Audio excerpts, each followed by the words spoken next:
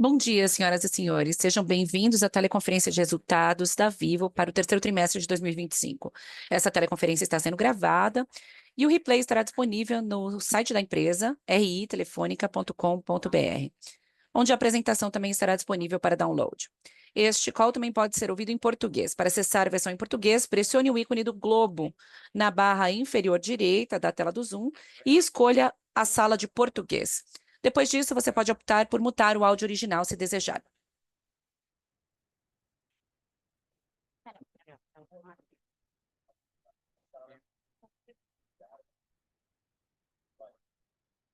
Gostaria de informar que todos os participantes estarão apenas ouvindo a teleconferência durante a apresentação da empresa. Depois abriremos para perguntas e mais instruções serão fornecidas. Antes de prosseguir, aproveito para reforçar que declarações prospectivas que possam ser feitas durante esta teleconferência têm como base as crenças e suposições da administração da Vivo e as informações atualmente disponíveis para a empresa. Essas declarações podem envolver riscos e incertezas, tendo em vista que dizem respeito a eventos futuros e, portanto, dependem de circunstâncias que podem ou não ocorrer. Os investidores devem estar cientes de que eventos relacionados ao ambiente macroeconômico, ao segmento da indústria e outros fatores podem fazer com que os resultados sejam consideravelmente diferentes daqueles expressos nessas declarações prospectivas. Temos hoje presente conosco o Sr. Christian Gebara, CEO da empresa, o Sr. Davi Melcom, CFO e Investor Relations Officer, e o Sr. João Pedro Soares Carneiro, diretor de Relações com Investidores. Agora eu passo a palavra ao Sr. João Pedro Carneiro, diretor de Relações com Investidores da Vivo. O Sr. Carneiro pode começar. Bom dia a todos, sejam bem-vindos à teleconferência de resultados do terceiro trimestre de 2025 da Vivo. Christian Gebara, nosso CEO, dará início comentando sobre o desempenho da Vivo em conectividade e serviços digitais e vai apresentar os principais destaques de ESG do período. Depois, Davi Melcom, nosso CFO, dará mais detalhes sobre gestão de custos e CAPEX, geração de fluxo de caixa livre, lucratividade do período e uma atualização sobre a remuneração de nossos acionistas em 2025. Passo a palavra agora ao Christian. Obrigado, João. Bom dia a todos. Obrigado pela participação de vocês hoje. Tenho satisfação de anunciar que a Vivo apresentou mais uma série de resultados fortes, com crescimento real em todas as suas linhas, alimentado por um forte desempenho comercial e pelo nosso foco permanente na experiência do cliente. No segmento móvel, o pós-pago continua liderando, com acessos crescendo 7,3% ano contra ano. Pós-pago agora representa 68% da nossa base total de clientes móveis, que atingiu aproximadamente 103 milhões de conexões.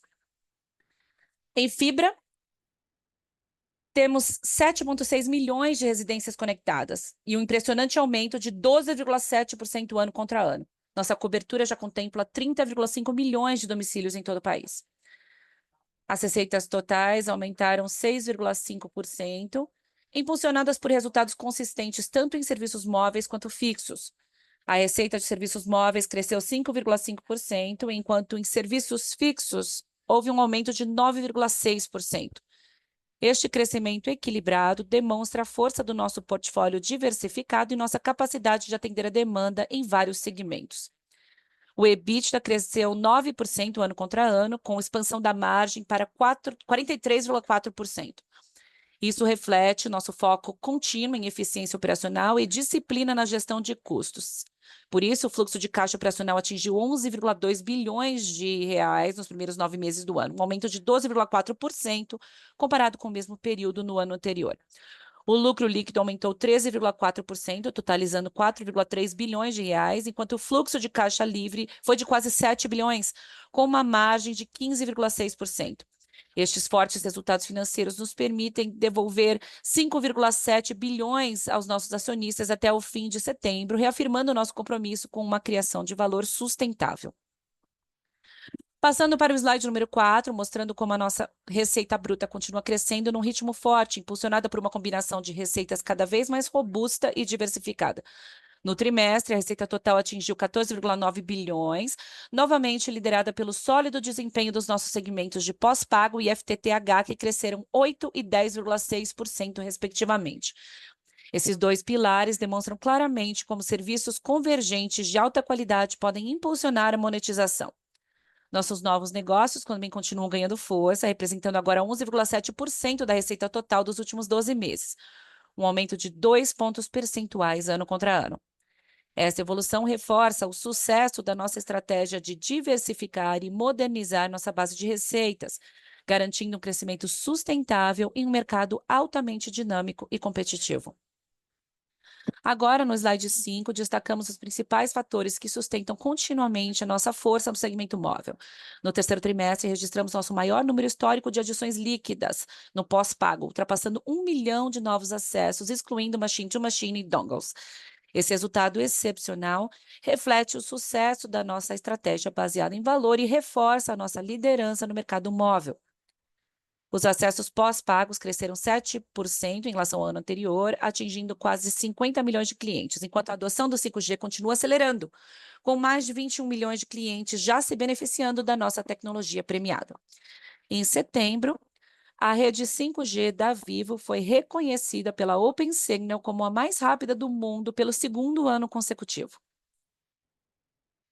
A retenção de clientes continua sendo uma prioridade absoluta. O churn pós-pago, excluindo machine-to-machine e dongles, atingiu apenas 0,98%, que comprova a fidelidade da nossa base de clientes de alto valor, embora ainda haja espaço para melhorar.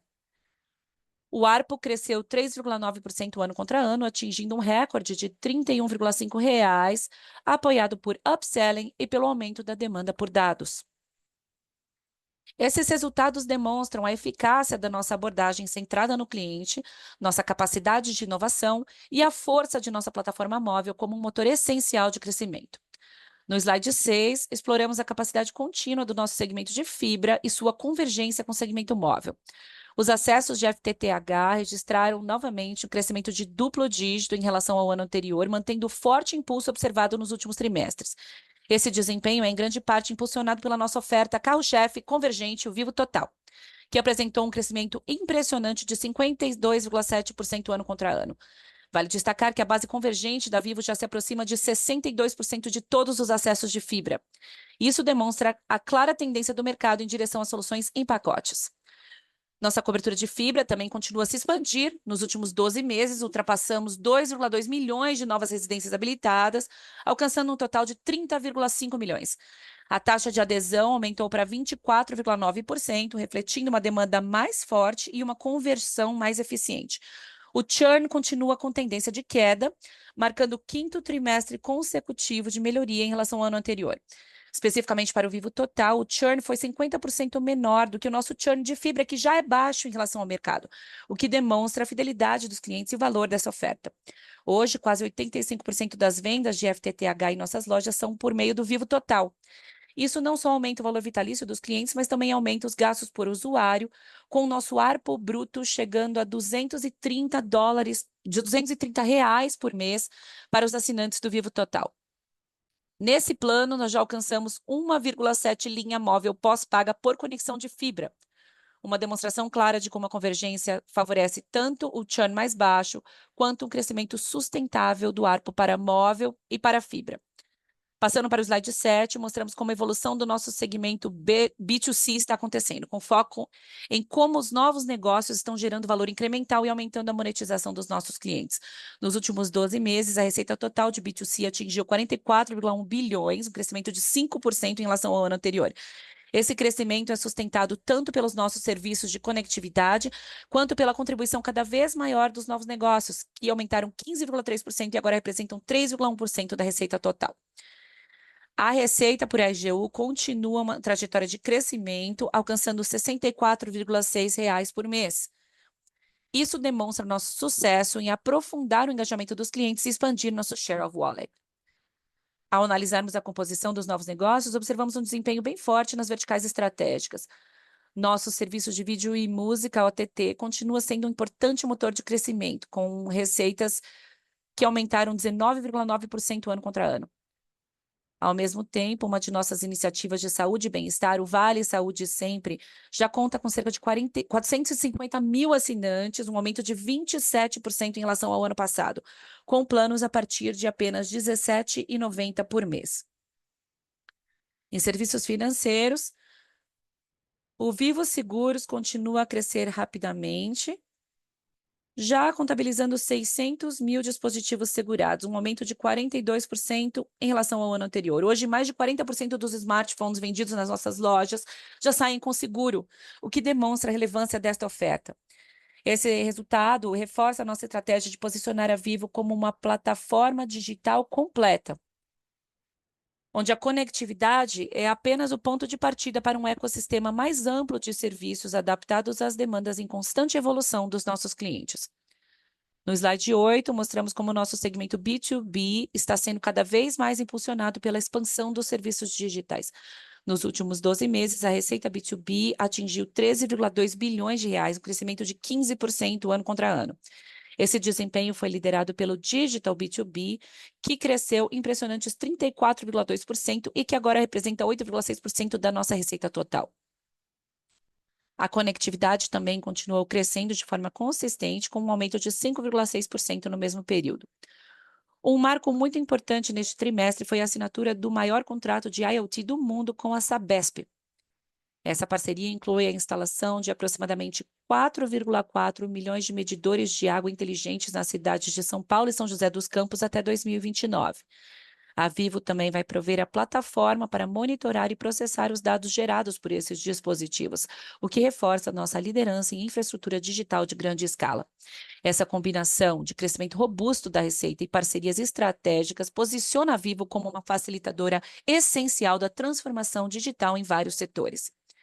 Agora sobre ESG. No próximo slide, reforçamos a liderança da Vivo, agora com um compromisso novo e audacioso com a biodiversidade e com a gestão ambiental de longo prazo.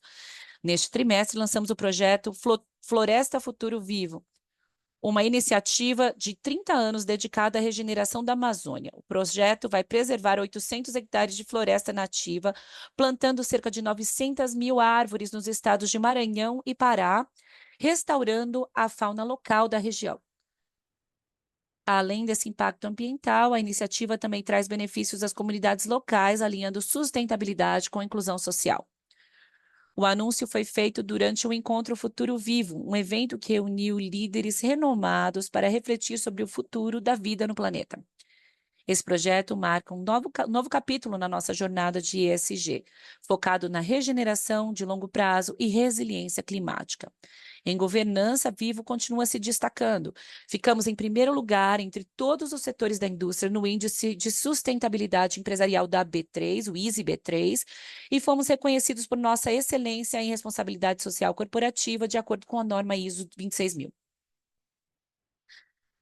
Também fomos premiados, recebemos diversos prêmios neste trimestre. O programa de compliance da Vivo foi eleito o programa do ano no Leaders League Compliance Summit e fomos reconhecidos como a melhor empresa da categoria TMT no ranking Melhores e Maiores da revista Exame.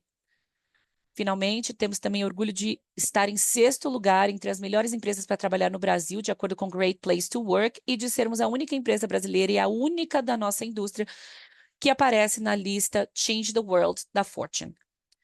Estas conquistas refletem nosso compromisso contínuo de criação de valor compartilhado para a sociedade, o meio ambiente e os nossos stakeholders. Agora eu passo a palavra ao Davi, que apresentará o nosso desempenho financeiro neste período. Obrigada. Obrigado, Christian. Bom dia a todos. Começando no slide 10, analisamos mais de perto aqui a evolução da nossa estrutura de custos e trazemos uma atualização sobre a venda de ativos relacionados a concessões.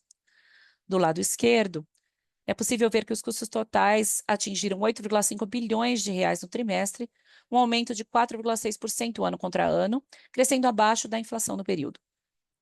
Esse desempenho destaca a nossa capacidade de equilibrar corretamente a intensidade comercial, a eficiência operacional e os esforços contínuos de digitalização. Os custos de serviços e produtos vendidos aumentaram 9,2%, impulsionados pelo crescimento do custo de serviços. Isso devido principalmente ao crescimento acelerado das soluções digitais, principalmente no segmento B2B. Por outro lado, o custo de mercadorias comercializadas caiu 5,2%, devido a uma melhora no perfil de margem na venda de aparelhos celulares e acessórios. Os custos operacionais cresceram apenas 2,6% ano contra ano. Despesas com pessoal aumentaram 3,2%, principalmente devido a ajustes salariais, que foram parcialmente compensados por uma gestão mais eficiente do nosso programa de benefícios. Nossa maior linha de custos, comerciais e de infraestrutura, aumentou um pouco mais de 4%, já que o aumento na atividade comercial foi compensado por ganhos provenientes da digitalização.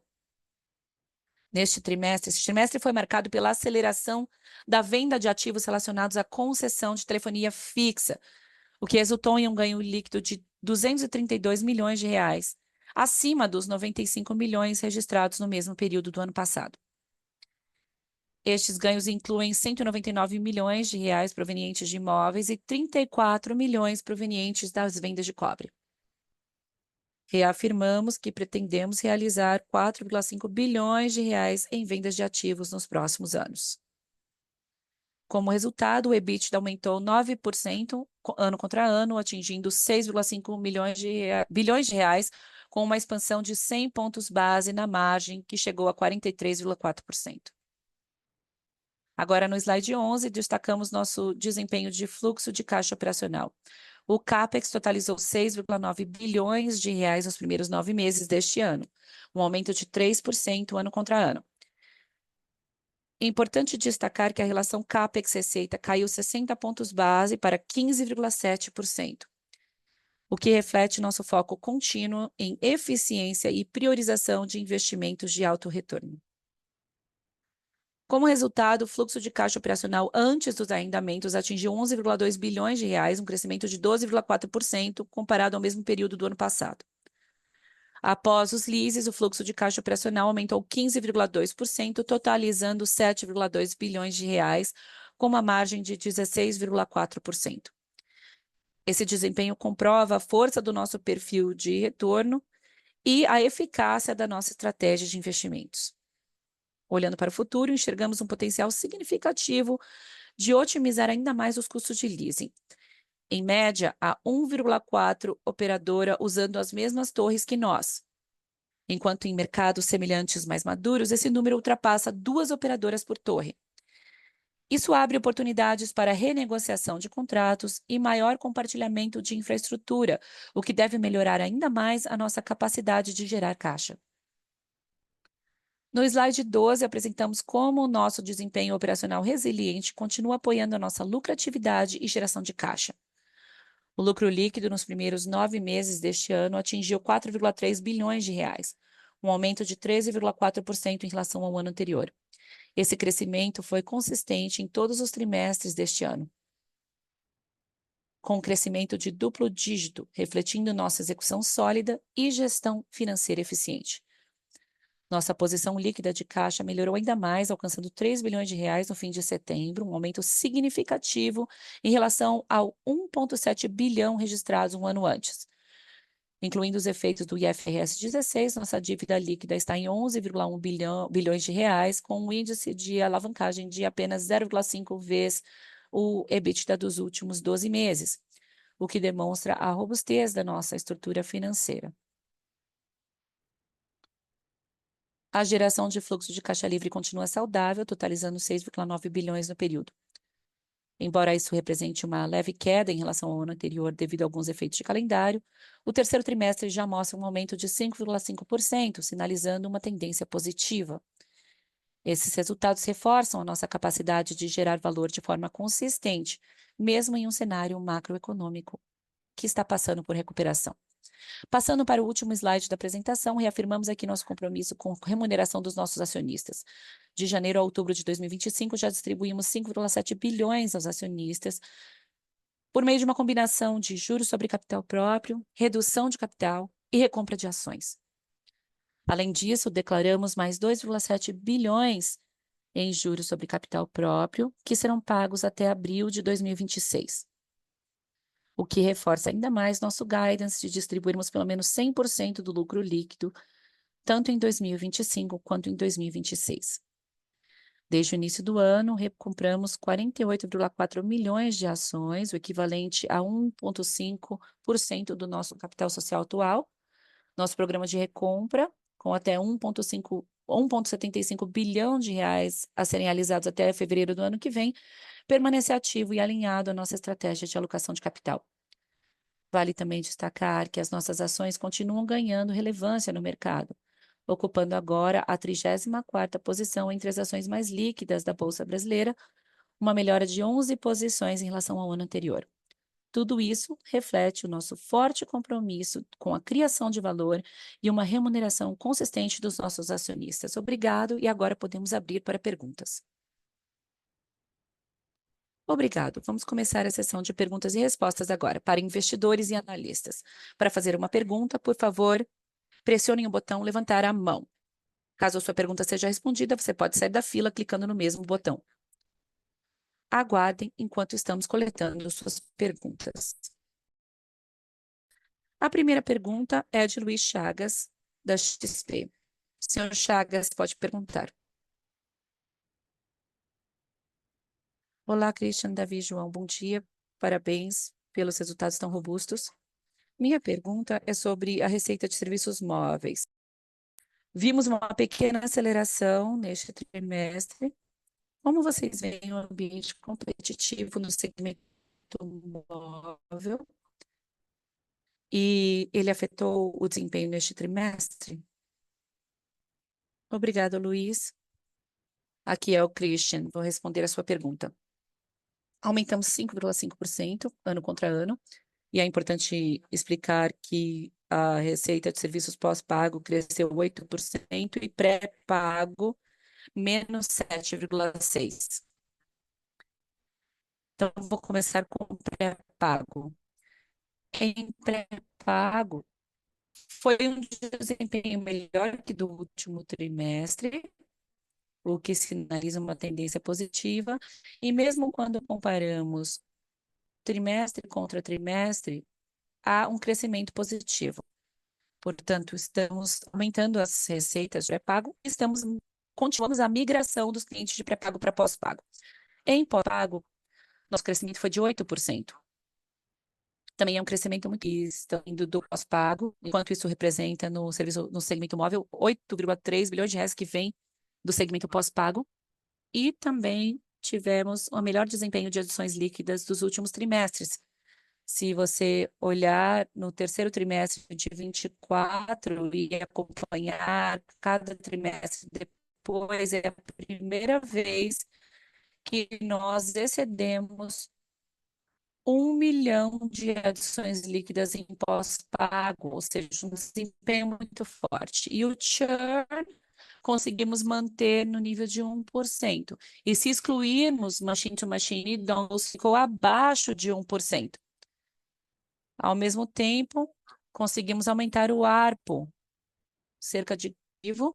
É claro que nós sempre de preço, se você olhar em agosto de 2024, nós tivemos um aumento de preço para 40% nossa base de clientes híbridos. E em agosto de 2025, nós aumentamos para o mesmo segmento híbrido, nós aumentamos somente para 25% dos clientes. Então, daqui para frente, embora o mercado esteja competitivo, vemos tendências positivas de evolução nos serviços móveis.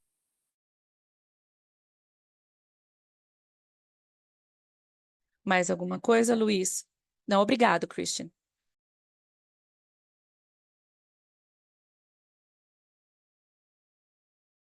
A próxima pergunta é de Gustavo Farias, da UBS. Senhor Farias, pode abrir seu microfone. Olá a todos. Olá, Christian, Davi, João. Obrigado por responder a minha pergunta. Eu tenho duas. A primeira é sobre leasing. Poderiam comentar um pouco mais sobre as eficiências de leasing que vocês estão buscando e medidas específicas e, se possível, também o cronograma em que devemos esperar ver um impacto maior nos pagamentos de leasing? Essa era a minha primeira pergunta. Minha segunda pergunta, por favor, se puderem nos dar uma visão atualizada da venda de ativos relacionado à migração da concessão. Vemos que a maioria veio dos imóveis. Então, como devemos esperar que eles se comportem daqui para frente nos próximos trimestres. Obrigado.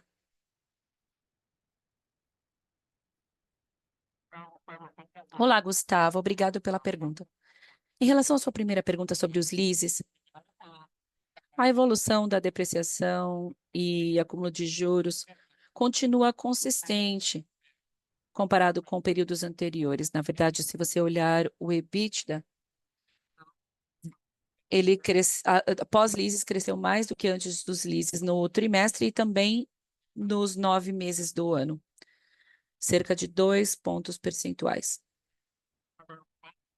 E quando olhamos para os pagamentos, sempre há volatilidade entre os trimestres, mas é importante olhar o número que tivemos nesse trimestre, que foi 1,3 bilhão de reais.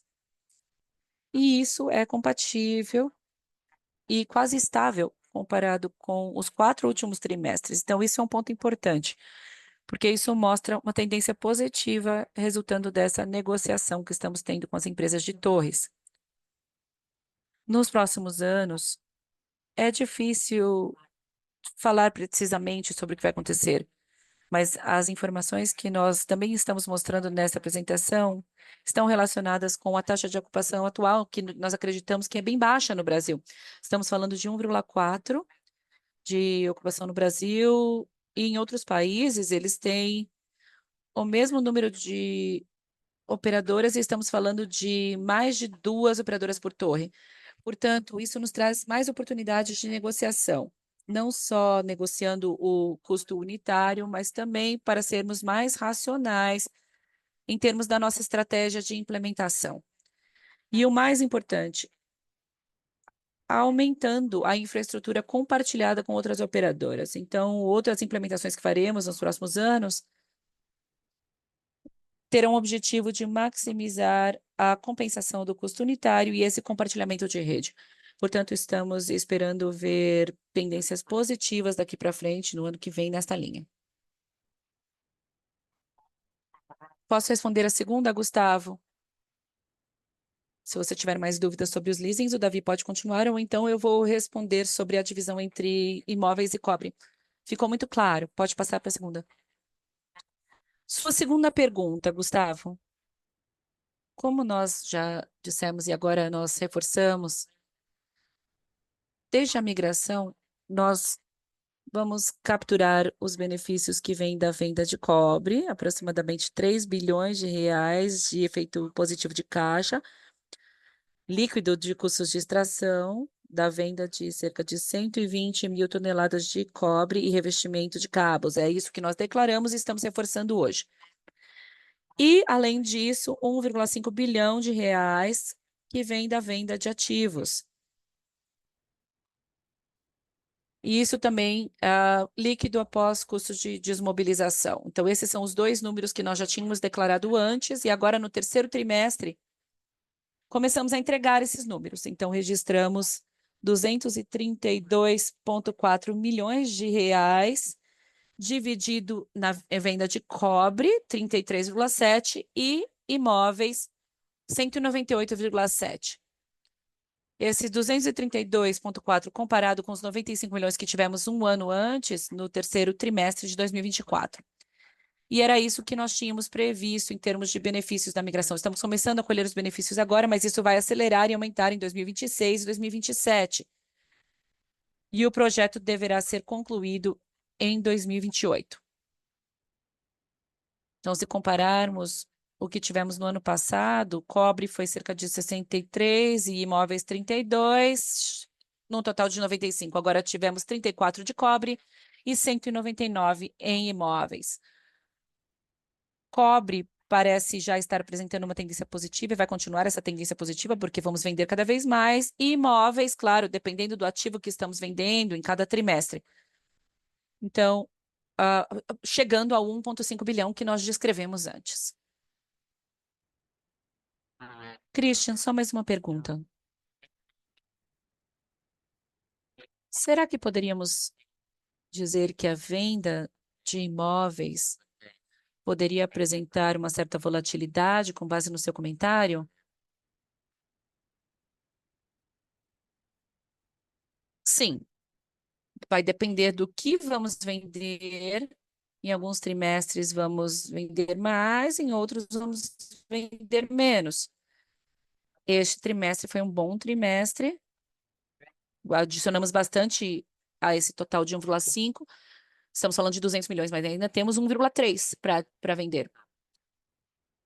E sobre o cobre, vocês acham que os números ficarão mais voláteis ou mais estáveis nos próximos trimestres? Eu acho que veremos uma evolução positiva. Vamos ter aumentos na venda de cobre. Ok. Já começando no próximo trimestre. Porque, como você sabe, nós temos 1,2 milhões de clientes ainda conectados ao cobre. Então, agora nós estamos substituindo com novas tecnologias, nesse caso a fibra, e liberando o cobre.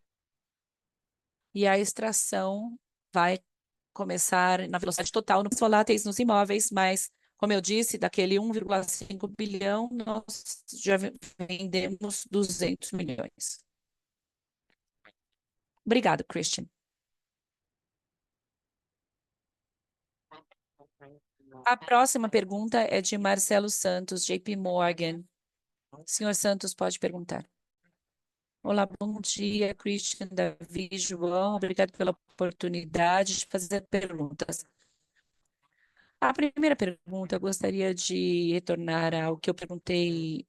A primeira pergunta sobre móvel, principalmente pré-pago. Você mencionou que teve crescimento sequencial, mas é o segundo trimestre de crescimento sequencial em pré-pago. Então, parece para pós-pago. Poderiam explicar o que está acontecendo no segmento pré-pago? Será que são iniciativas que a Vivo está implementando ou o mercado está um pouco melhor? Poderia nos explicar mais sobre a tendência positiva que estamos vendo em pré-pago? E a minha segunda pergunta é sobre fusões e aquisições. Gostaria de saber qual é o apetite de vocês para movimentos inorgânicos, principalmente no espaço de ISP. Você está certo, Marcelo. Nós vemos sim uma tendência positiva em pré-pago. É claro que cada empresa trabalha de uma forma diferente. O que você está vendo aqui é a base de clientes que nós temos fazendo recargas todo mês, que está aumentando. E também a nossa capacidade de oferecer mais dados para a nossa base de clientes está tendo um impacto. E também os serviços digitais estão tendo um impacto com um leve aumento do ARPU. Então, embora seja um panorama bem competitivo e desafiador, e também essa grande migração para híbrido, que acaba tendo um impacto negativo no segmento pré-pago, sim, nós vemos sim uma tendência positiva pago também. E também vemos uma tendência bastante positiva em pós-pago. As adições líquidas chegaram a números recorde, o churn está nos níveis mais baixos, traz uma tendência muito otimista para a receita de serviços móveis no futuro. Obrigado. E sobre ISPs, a sua pergunta, então, Pode repetir sua pergunta? Sim, eu só quero ter ideia do seu apetite para movimentos inorgânicos no espaço de ISPs. É uma ótima pergunta, Marcelo. Chegamos a quase 31 milhões de domicílios habilitados com fibra. O número de clientes que nós temos também está aumentando, como você viu. As adições líquidas da Vivo têm alcançado níveis mais altos em comparação aos outros players. Temos uma grande diferença em relação à concorrência e o churn está diminuindo.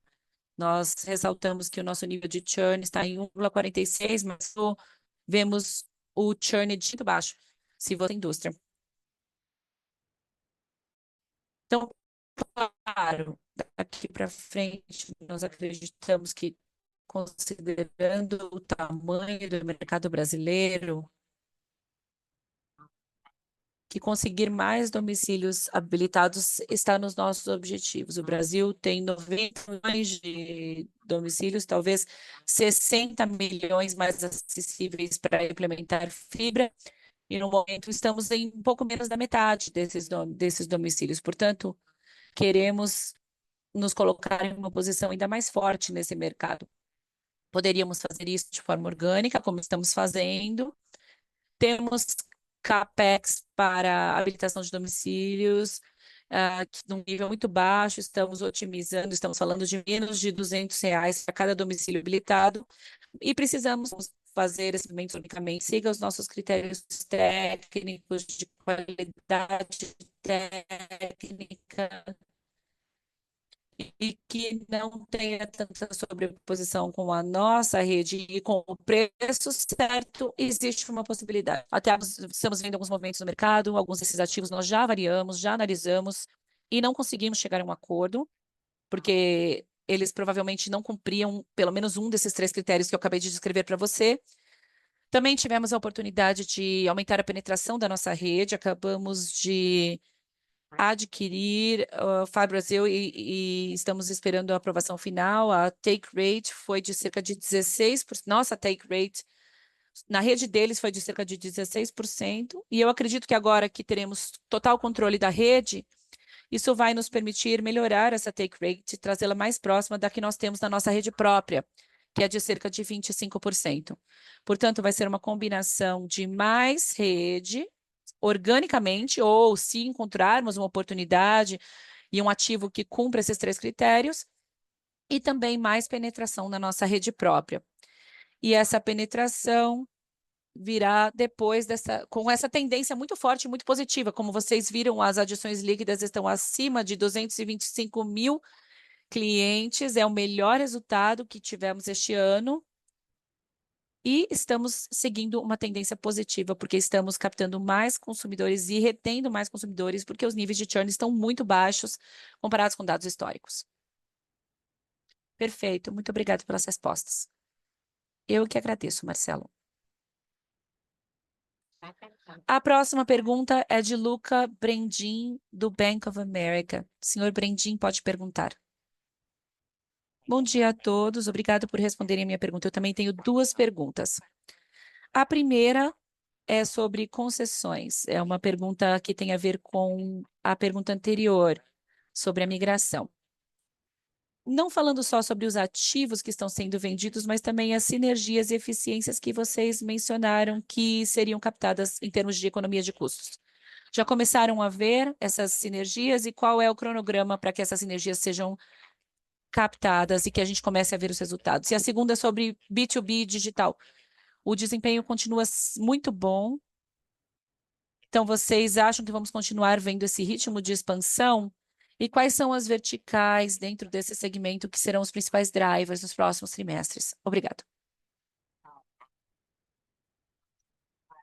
Sua primeira pergunta, Luca. Não vamos divulgar números de economia em relação à eficiência de custos. É claro que vai impactar principalmente as nossas linhas de conversão e infraestrutura, comercial e infraestrutura. Mas isso vai ser feito gradualmente até 2028. Não vamos divulgar, por exemplo, qual será o número trimestre a trimestre.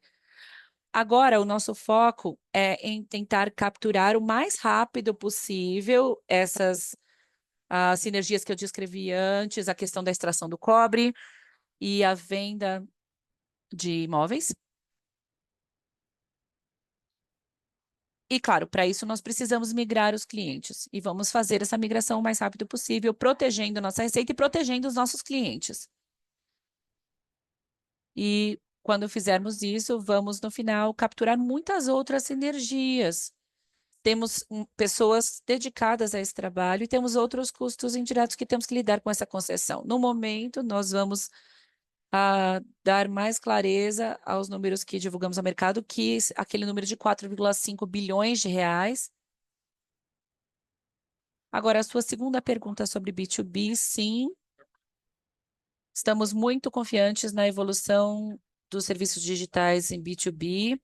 Como você descreveu antes, temos uma tendência positiva muito forte. Nos últimos 12 meses,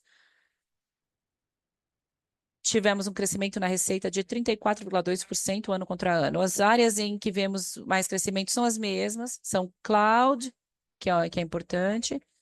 E nessa área estamos fazendo muita coisa. Compramos a IPNet, estamos expandindo o nosso portfólio, tentando diversificar mais, tendo não só uma forte dependência da Microsoft, mas acrescentando Google e Oracle, entre outros. Também um aumento nos serviços gerenciados, e é por isso que as aquisições da Vita e a IPNet foram tão essenciais, porque isso nos traria talentos e profissionais certificados para ajudar, e estamos também buscando outros ativos. Também temos IoT e mensagens. IoT, demos o ótimo exemplo do acordo com a Sabesp. Estamos vendo aqui o início de uma imensa oportunidade em IoT. Essa é na área de água, mas também temos na área de agrobusiness. Estamos fechando muitos contratos, tivemos um aumento de 25% nessa linha ano contra ano. Cyber é um que teve um crescimento muito forte também, mas o volume ainda está mais baixo. Talvez a gente passe a focar em cyber no futuro também. Como grupo e como Vivo, nós vemos uma grande oportunidade em cibersegurança e temos outras soluções também, vendas de produtos de TI, em que vemos tendências positivas também. Então, nós acreditamos que a penetração dos serviços digitais em B2B vai crescer na Vivo. Hoje, em média, está em 15%. É muito mais alto nos principais segmentos do nosso portfólio de clientes, mas queremos aumentar ainda mais no segmento de pequenas e médias empresas e vemos uma grande oportunidade usando as nossas capacidades de canais. Temos 5.000 representantes de vendas, temos a marca e temos a combinação de conectividade e serviços digitais. Muito claro. Obrigada pela resposta. Obrigado, Luca. A próxima pergunta é de Vitor Tomita, de Goldman Sachs. Senhor Tomita, seu microfone já está aberto. Olá, bom dia. Obrigado por responder a minha pergunta. Eu tenho duas, na verdade. A primeira é que vocês citaram o ambiente competitivo quando falaram do segmento móvel. Poderiam falar um pouco mais, nos atualizar de como vocês estão vendo a situação da concorrência no segmento móvel para o quarto trimestre? E minha segunda pergunta, se puderem falar um pouco mais sobre o assunto da venda de cobre e de imóveis, mas pensando mais do ponto de vista operacional. Ou seja, como vocês vão comunicar os usuários de cobre que vão substituir com fibra, como vão mobilizar as equipes de campo para extrair o cobre, negociar os imóveis.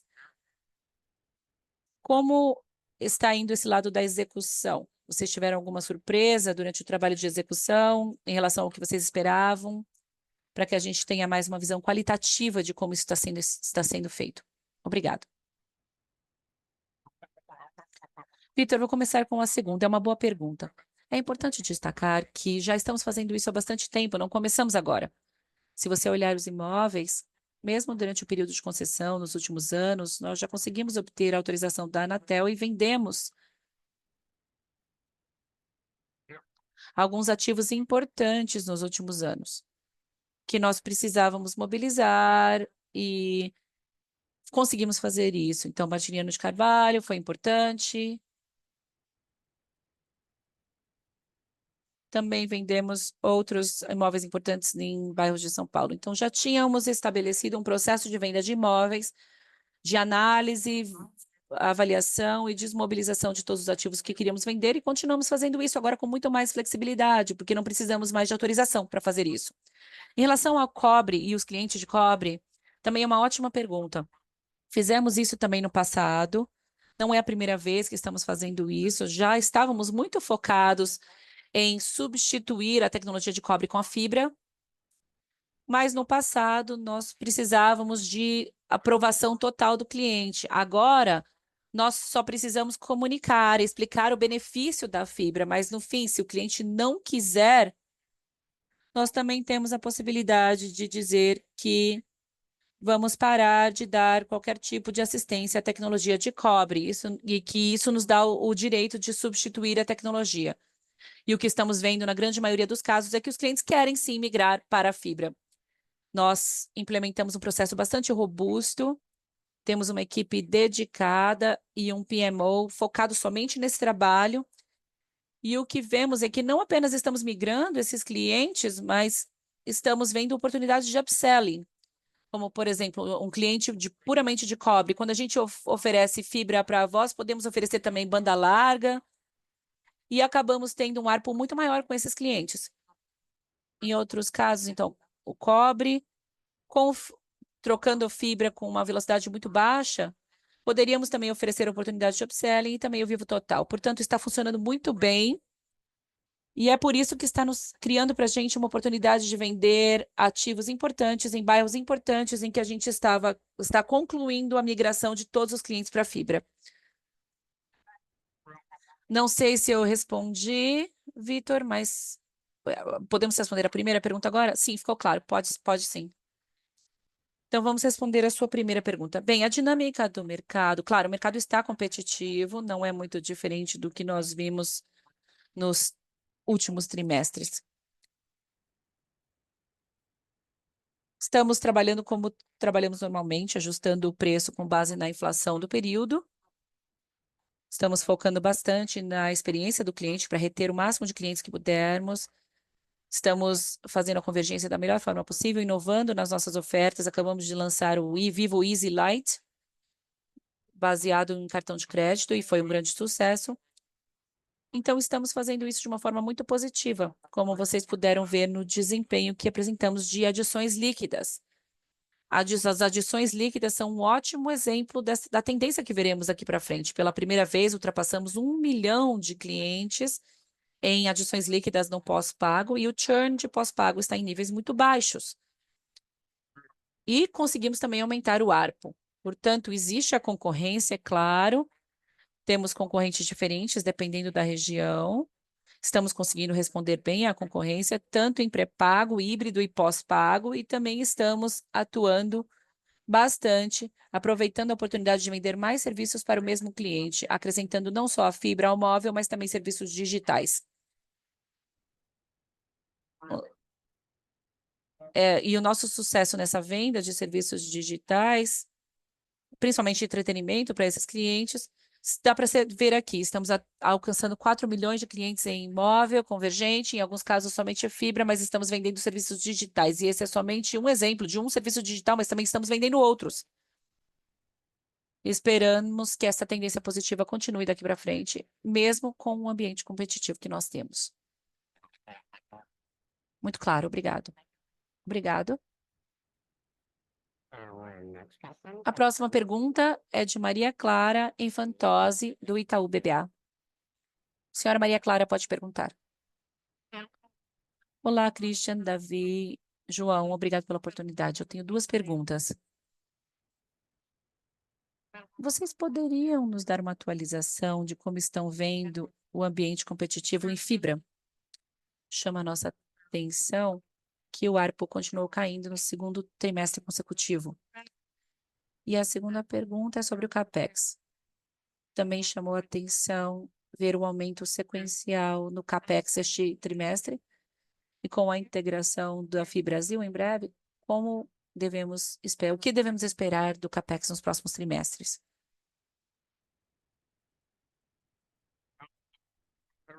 Olá, Maria Clara, tudo bem? Falando sobre fibra, então não quero repetir, mas foi um trimestre muito bom para nós. Estamos falando de uma receita que já estava em 2 bilhões de reais, com um crescimento de 10,6%. As adições líquidas também atingiram níveis recorde. Se você olhar nos últimos 5 trimestres, este é o mais forte deles. E o churn, se olharmos os últimos anos, nós estamos no nosso churn mais baixo. Quando você fala sobre o ARPU específico, aqui você precisa levar em conta, primeiro, que nós estamos implementando em novas áreas, porque estamos expandindo a nossa rede, e às vezes precisamos ter uma promoção de entrada, ofertas promocionais para entrada, mas o mais importante é que estamos vendendo 85%, se você considerar somente um canal que são as nossas lojas, 85% da fibra está sendo vendida com móvel no Vivo Total. E houve uma mudança na alocação do ARPU, porque agora estamos vendendo 2 serviços ou mais para o mesmo cliente. E também dissemos aqui que, em média, nós temos 1,7 linha pós-paga E também estamos vendendo o OTT de vídeo. Então, mais do que olhar para o ARPU de um serviço específico, temos que olhar o ARPU do cliente ou a linha, o número absoluto para a fibra, que, como eu disse, apresenta crescimento de duplo dígito e está chegando a 2 bilhões por trimestre. Portanto, estamos muito satisfeitos com esse desempenho. Como eu disse antes, queremos expandir para mais áreas, queremos maior penetração da nossa rede, queremos vender mais serviços convergentes para os nossos clientes de fibra e também lançamos novas velocidades. 10 gigas é uma das mais recentes, a velocidade mais recente que acabamos de lançar para venda. Então, também vemos a oportunidade de fazer upselling na nossa base de clientes para 1, 2 até 10 gigas. Portanto, o cenário competitivo está difícil, como vocês podem ver, nós temos milhares de clientes, mas nós temos os ativos e os atributos que são dificilmente aplicáveis no mercado, e isso foi demonstrado pelas adições líquidas que ficaram muito acima do segundo lugar do mercado. Em relação ao CAPEX, estamos mantendo a baixa intensidade que demonstramos atualmente do CAPEX sobre receita, e eu acho que essa deve ser a métrica que vocês podem esperar para o futuro. Então, mesmo com a aquisição do FiBrasil,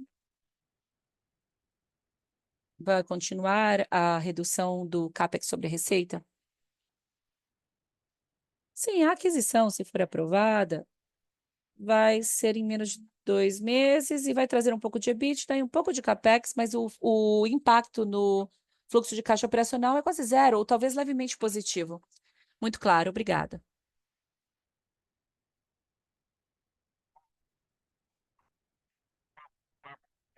E o impacto no CAPEX é mais do que compensado pelo impacto positivo no EBITDA, então não precisa se preocupar do impacto do FiBrasil no CAPEX. A próxima pergunta é de Mathieu Robillard, do Barclays. Senhor Robillard, pode fazer sua pergunta. Olá, obrigado pela apresentação. Eu tenho algumas perguntas. Uma sobre os custos de leasing, que vocês disseram que podem ficar contidos ou diminuir. Isso ainda está conectado à aquisição de algumas das torres da Oi? Aquela perspectiva de continuar racionalizando o seu portfólio de torres, que levando a essa aquisição, ou é algo mais estrutural? E a minha segunda pergunta é sobre B2B e mais especificamente sobre os data centers e cloud. Eu sei que a minha pergunta pode ser um pouco eurocêntrica, mas o que estamos vendo aqui na Europa é que as mudanças geopolíticas fizeram com que a soberania se tornasse um grande assunto. Então, muitas empresas estão pensando em ter data centers locais. Então, eu quero saber qual foi a discussão aí no Brasil e se vocês têm algum data center ou planejam ter algum data center localmente. E, finalmente, só para ter certeza que eu entendi a pergunta sobre a ARPU em fixo, vocês estão dizendo que um dos motivos pelo qual o ARPU diminuiu é porque há um desconto na soma das partes do produto e vocês estão alocando um pouco mais para fixo do que para móvel? Essa é uma pergunta de contabilidade. Sim, eu, Christian, vou responder a última e depois o Davi vai responder a primeira e eu volto. Sim, existe uma alocação, uma decisão de alocação aqui, e eu respondi isso quando falamos sobre o Vivo Total. Se você olhar o número de clientes que temos em fibra, 7,6 milhões, 3,2 milhões deles já estão no Vivo Total. E isso falando do ARPU de um serviço específico. Agora, considerando que a nossa estratégia é guiada por vender mais para o mesmo cliente, ou seja, a convergência é o elemento essencial da nossa estratégia, vai ser difícil, porque tem uma alocação aqui. O importante é que, em números absolutos, estamos tendo um aumento das receitas de duplo dígito e, comercialmente falando, a dívida líquida, as adições líquidas estão em um nível muito alto e o churn no nível muito baixo. Então, claro, tem uma contabilidade aqui que pode impactar a distribuição da receita entre as duas tecnologias. Mathieu, então, sobre a sua primeira pergunta sobre os leases, não há impacto do que você mencionou das outras operadoras que nós adquirimos as torres. O, o que é positivo é que antes eram 5 operadoras, agora somos 3 no Brasil. Então, tivemos que revisar toda a estratégia de compartilhamento de estratégia, porque éramos 5 e agora somos. ah, estamos sozinhos em alguns dos nossos sites, então vemos uma grande oportunidade. Como eu mencionei antes, nos próximos 3 a 5 anos, vamos renegociar uma parte significativa dos nossos sites, que têm contratos que estão prestes a expirar, e, portanto, estamos preparados para fazer essas negociações usando uma abordagem que permita maximizar o valor, o retorno sobre o capital, e principalmente entender quais são os sites estratégicos, quais sites a gente poderia pagar menos, quais sites a gente poderia compartilhar com outra operadora que tem um site muito parecido, muito próximo da nossa infraestrutura existente. Portanto, nós vemos possíveis sinergias desse processo que aparecerão nos nossos fluxos de caixa nos próximos anos. Então, o nosso plano é continuar mostrando números positivos de fluxo de caixa livre, vamos mantê-los atualizados sobre esse número que apresentamos este trimestre. Estamos falando de 1,4 agente por torre, em comparação a outros países em que o número fica acima de 2. Tem alguns países específicos, por exemplo, nos Estados Unidos, é 2,2, aqui é 1,4. Então, vamos mantê-los atualizados para ver como esse número está progredindo, como esse número vai aumentando, e vamos financiar todas as novas implementações que precisaremos financiar para ter a melhor qualidade de 5G no Brasil. E sua segunda pergunta? Não vemos a mesma questão que você descreveu nos Estados Unidos. Aqui, o que nós estamos tentando ter é um portfólio mais diversificado de fornecedores, para que a gente tenha uma distribuição melhor entre diferentes players. Muitos players agora estão entrando fortemente na área de cloud, e isso é positivo para nós, porque nós somos o principal parceiro comercial de todos eles e temos um relacionamento com clientes que esses players não têm.